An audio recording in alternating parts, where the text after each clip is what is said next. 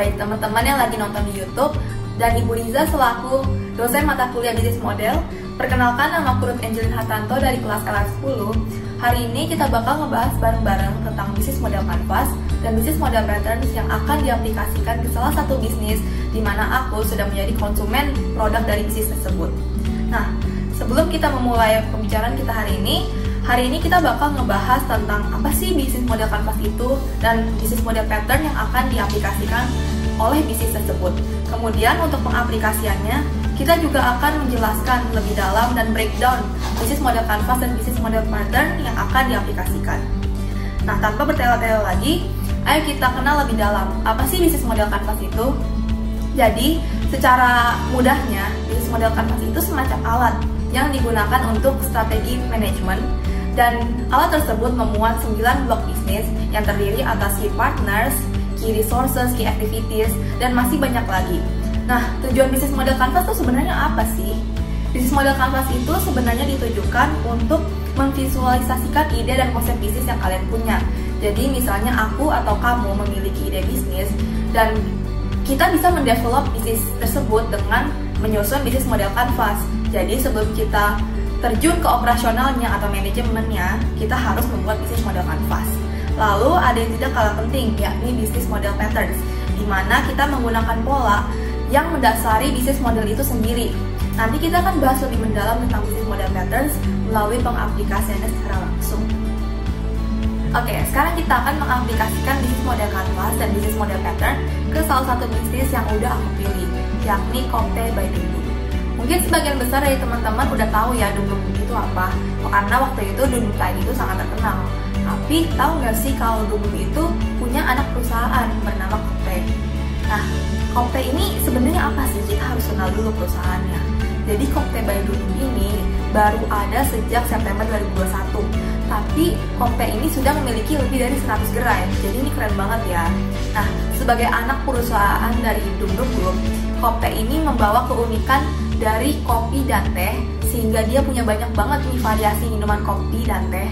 Makanya namanya pun juga Kopte. Namun Kopte ini unik karena dia mengadopsi otentiknya kopi dan teh dan mengadopsi modernisasi dari lifestyle kita sebagai masyarakat modern. Nah, kita langsung aja nih terjun ke DMC-nya.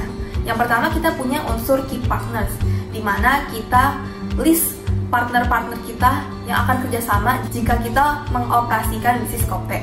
Yang pertama kita akan bekerjasama dengan platform ojek dan delivery online, misalnya GrabFood, GoFood, dan sebagainya. Kenapa sih bekerja sama dengan platform ojek online ini penting? Well, kita bisa lihat ya, masyarakat zaman sekarang itu cenderung pesan minuman dan makanan lewat aplikasi-aplikasi tersebut.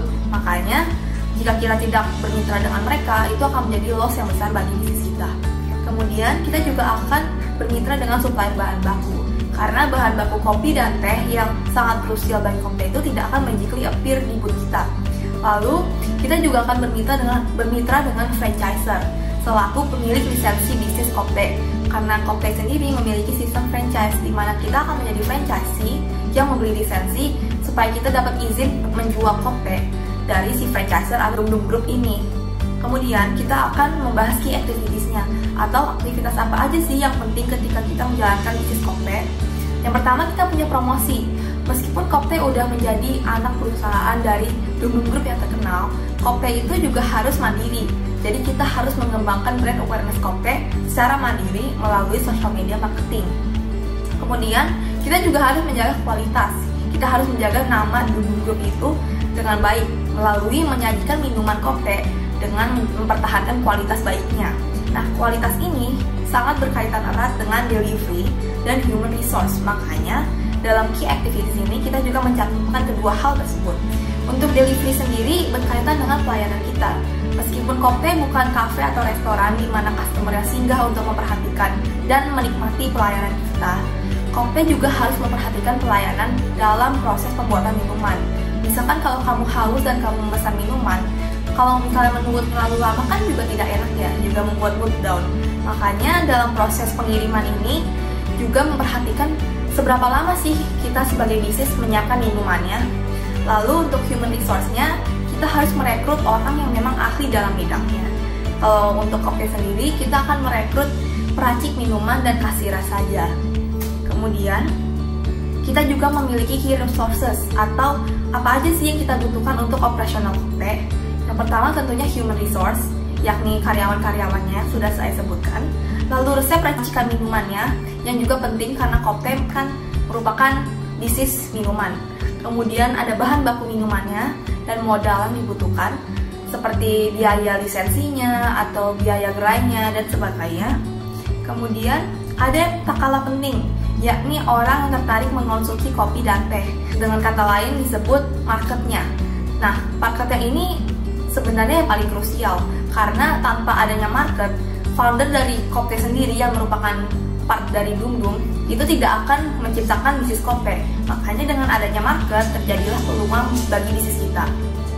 Lalu kita memiliki value proposition yang juga penting, di mana value proposition membahas value apa sih yang menjadi pembeda Kopte dari kompetitor lainnya.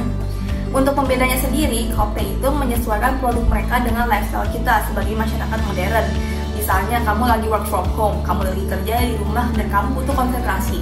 Kamu kan pasti akan mencari asupan kafein, di mana kopi dan teh memiliki asupan kafein yang kamu butuhkan. Nah, makanya Kopte bisa menjadi solusi ketika kamu butuh konsentrasi lebih. Selain itu, Kopte sendiri sangat unik karena varian kopi dan tehnya itu cenderung lebih banyak dari kompetitor lainnya, karena dia memang fokusnya di kopi dan teh saja.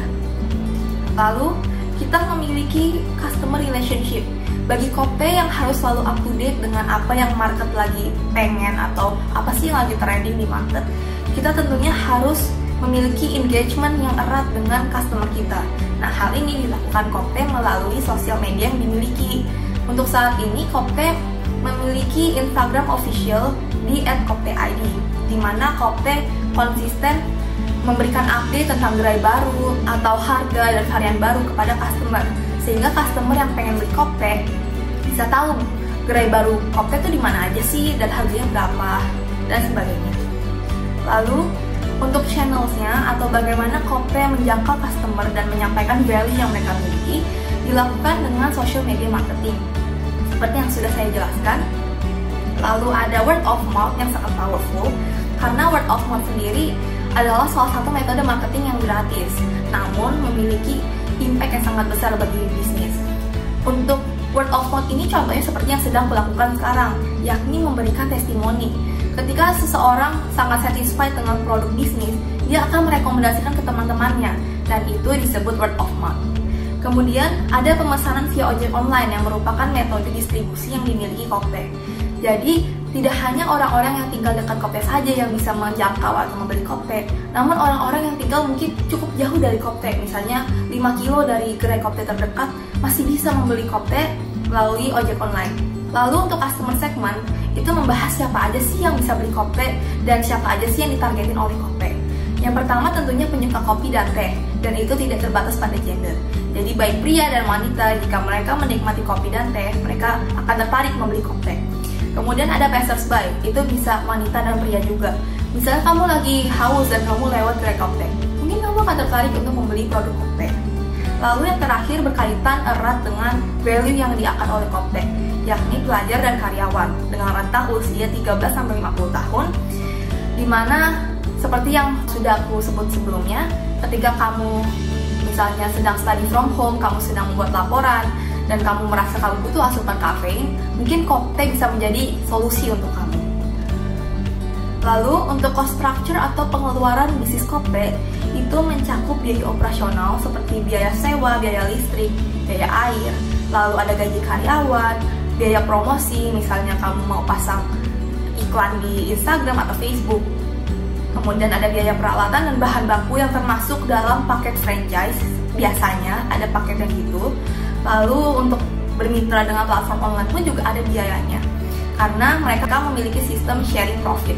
Kemudian untuk revenue stream atau sumber pendapatan dari Kopte adalah penjualan produk Kopte sendiri. Namun untuk Dung Dung Group ditambah dengan biaya lisensi yang didapat dari franchisee. Kemudian kita akan membahas tentang bisnis model pattern-nya. Nah, untuk bisnis model pattern yang digunakan oleh Kopte adalah unbundling bisnis model pattern, yang membagi struktur bisnis menjadi 3 komponen penting untuk menghindari terjadinya konflik. Yang pertama kita punya customer relationship, lalu product innovation, dan infrastructure management. Jika kita melihat bisnis model kanvas yang sudah kita buat di sini, untuk bisnis model pattern mengenai customer relationship itu mencakup section di bagian kanan, di mana ada customer relationship, channels, dan customer segment. Lalu untuk poin kedua atau product innovation, itu fokus pada produk tentunya. Jadi kita akan fokus kepada value proposition-nya. Lalu untuk infrastructure management atau unsur-unsur yang menunjang bisnis itu mencakup key partners, key activities, dan key resources. Oke, ini adalah resources yang saya gunakan untuk podcast kali ini. Dan sekian untuk podcastnya. Terima kasih atas perhatiannya dan sampai jumpa.